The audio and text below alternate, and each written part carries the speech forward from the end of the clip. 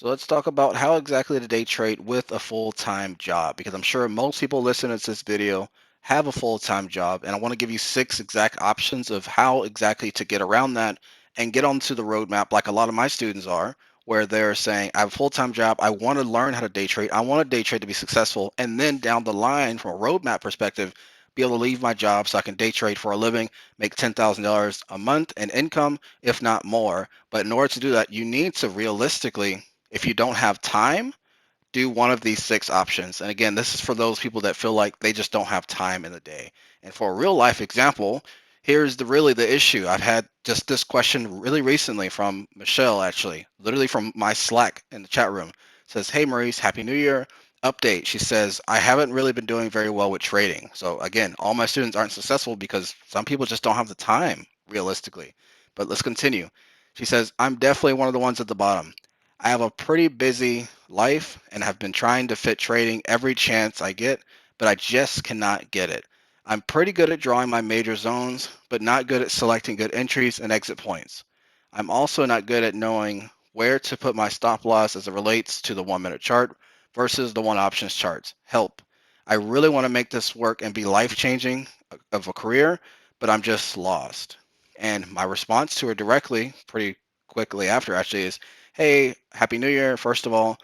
From the sound of it, you just don't have the time to actually focus enough to make it work. So some prioritization needs to happen. Your options are, and these options that are presented to her are the same options I'm going to present to you. And then towards the end, I'll tell you the ones she chose, basically. So option number one, realistically, because I have some students that do this, is the whole market's open from morning to close. So you can realistically, as an option one, trade during your lunch break and trade one out, do one single trade max by focusing on that 1 hour. So I have students that either on their 1 hour lunch break, they'll be eating at the same time, they draw their zones, they wait for a trade to come to them, and they take the trade. Now, the catch with all of this is that you need to focus on just finding one.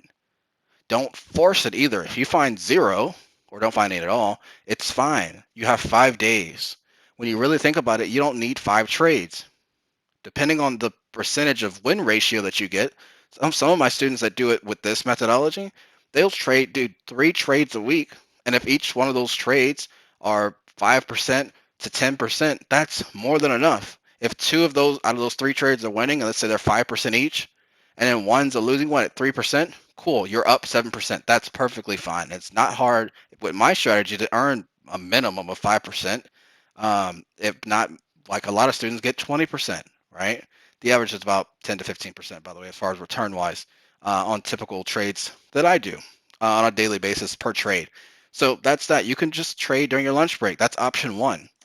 Option two is trade only the first hour before work, if depending on how busy you are in the morning, if you typically have more time available at that point in time. So I have some students, and a lot of students really, they're like, "Hey, once I get to work, physically, I have no time, but maybe in the morning time from depending on what time zone you're in, from 8:30 to 9:30, you might realistically have some time to actually trade then.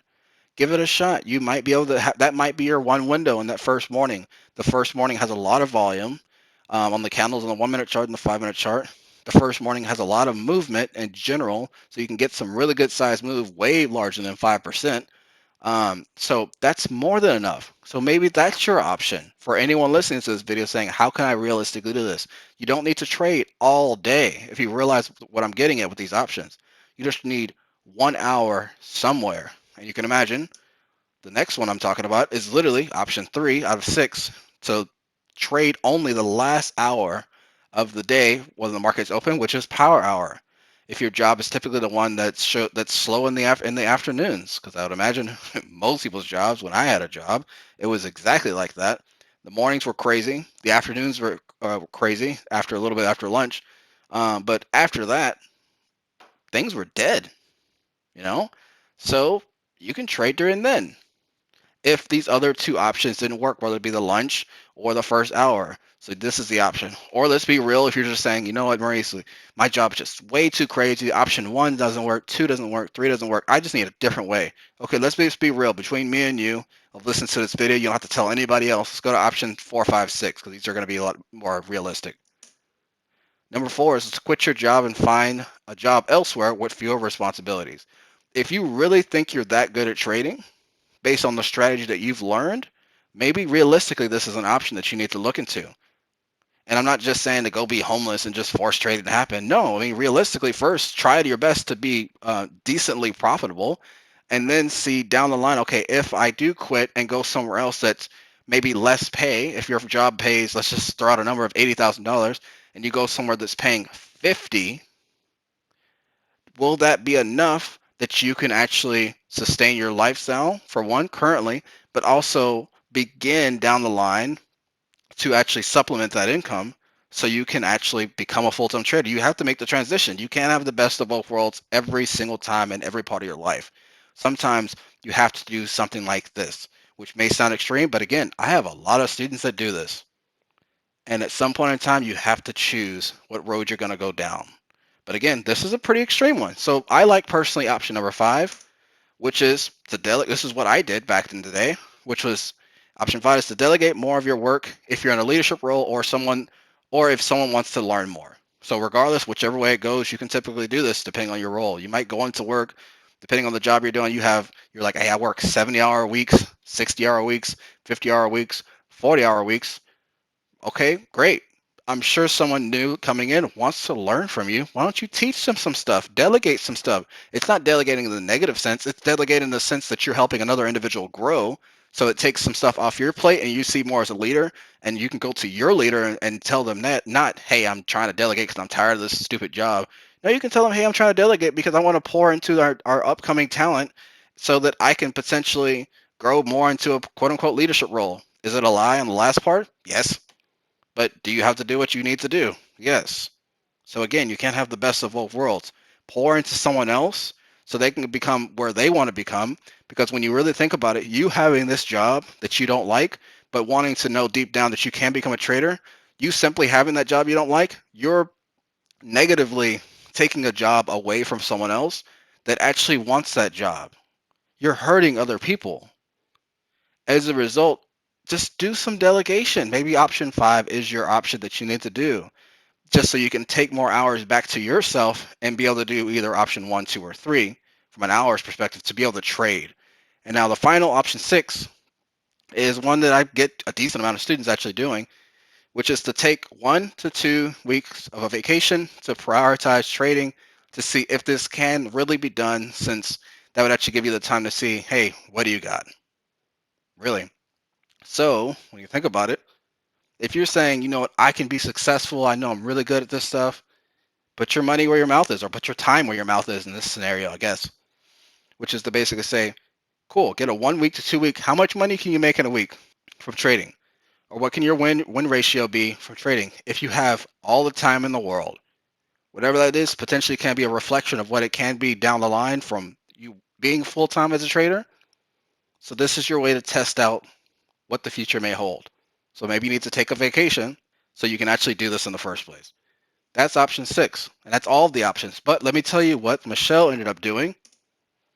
Michelle, for her fix, she literally just ended up basically saying she's actually thinking about quitting, and she's talking to her husband about it in the first place. Then she went ahead and asked a follow-up question. So people actually do this stuff.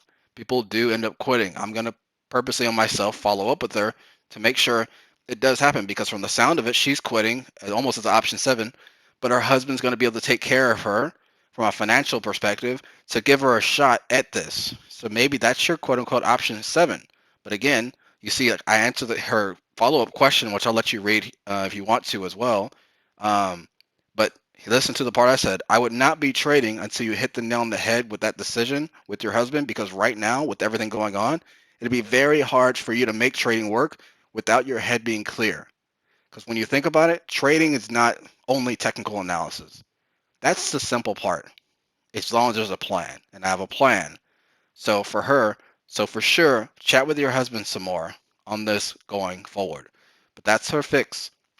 So I want you to think on general, what exactly do you need to do in order for you to be able to trade full time? Leave me a comment down below. What exactly is your next plan to action? What's your target? What's your goal? How are you going to do this? How exactly are you going to day trade with a full time job? Which option are you actually going to choose? Leave a comment down below, letting me and everyone else know which option you're choosing.